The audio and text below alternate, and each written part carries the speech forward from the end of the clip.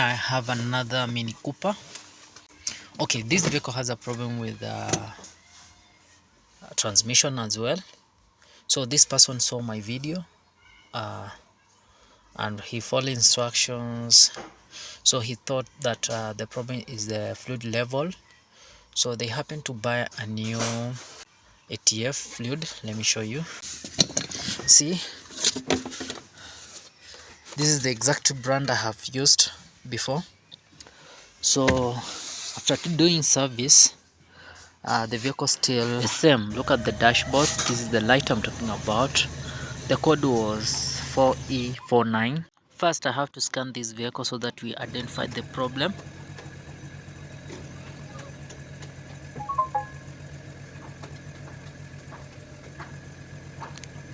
Exactly, EGS, electronic pressure control valve, SLC3 or K3 solenoid. So that vehicle had that problem, and mine, the problem was the fluid level was 2 liter, but that vehicle uses 4.5 liters. So this vehicle, the fluid is 4.5, which means the problem is not the fluid. And I want to try to clear this fault code the system to see how it's going to behave. So that one will give us the hint where the problem is.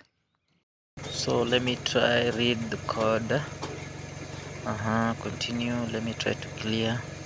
You have still, let me clear that fault code. Read. The fault code is still on the dashboard. That means there is a problem inside. So first is to remove the strainer like this. So the first culprit is silicone. Avoid using silicone like this. So let's go back to the SLC3 solenoid. This is the SLC3 solenoid. So we are going to remove the harness like this. After that, I'm going to use my multimeter so that we test the resistance value of that solenoid.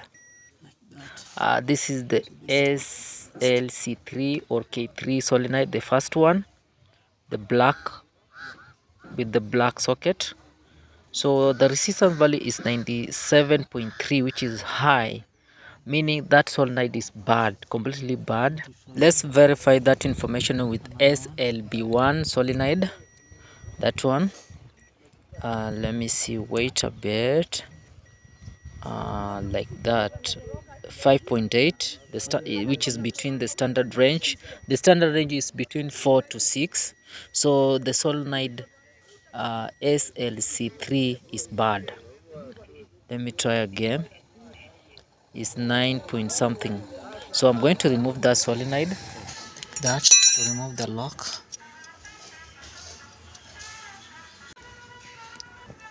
There. Then you have another one. There are two, just like that. So this is the nozzle. You need to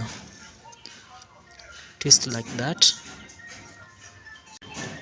See, then you remove the lock. After removing the lock, then final the nozzle. So make sure the shift lever is on the drive. Be very careful. This is the solenoid. So I have removed two solenoid, SLC3 and SLB1. So I'm going to retest to be sure if that is the main problem. Let's wait. It's fluctuating. Now is 148.9 when it's cold, meaning that solenoid is bad. So the SLB1 solenoid, I want to test the same. Let's wait, 5.8, which is the standard range. So when it's cold is 5.7. So we need to change with another one. So this is another solenoid. Let's take the resistance value. When it's cold is 5.8. So I'm going to replace with that one. I'm returning back the SLB1 solenoid like that. Then the lock like that. This is the lock I'm talking about. So right now it is intact. This is the new one. We are installing back like that. After that, we have a lock here. You have to do the same thing. So you need to twist a bit like that.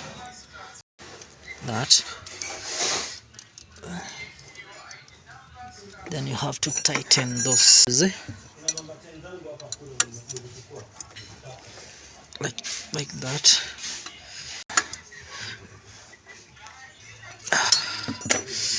We are done. The harness.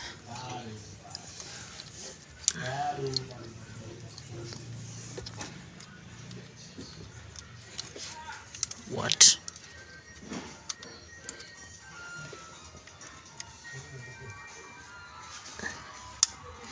Like that. The white wire next. White to black. Yes. The last one is blue strip. Like that. So we are done with that.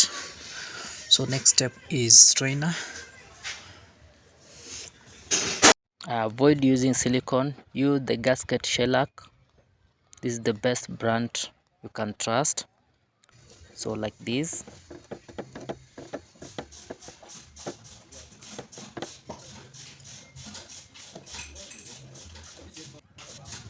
The silicone particles will kill your transmission. So after doing that, you're going to install back.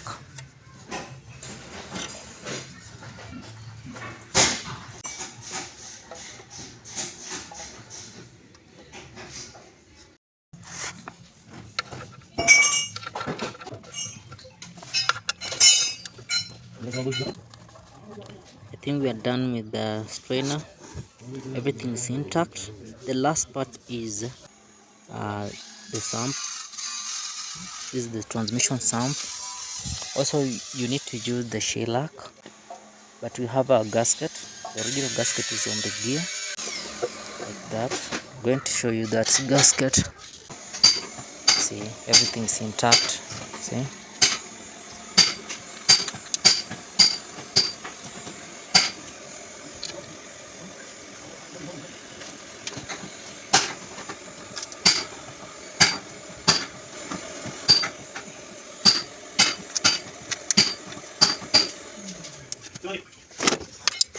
I think right now we are done.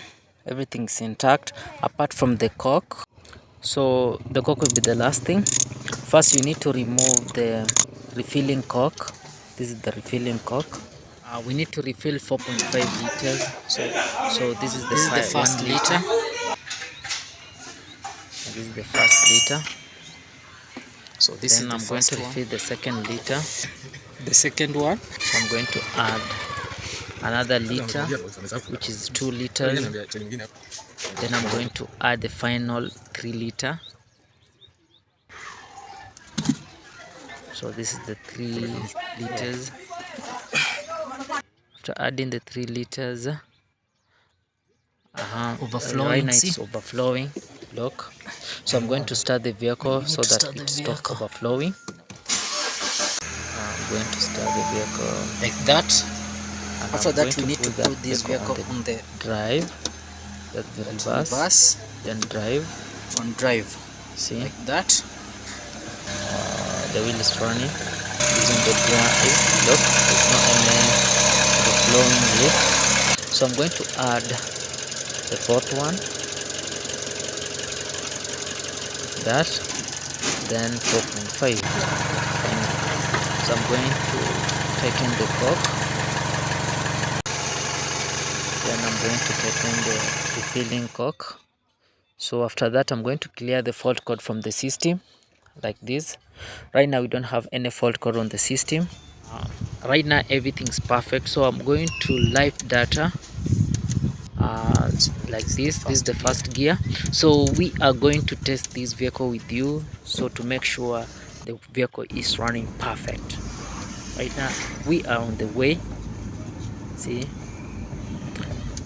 let me show you the speed. We are in the 5th gear, 3rd gear, then the fourth gear,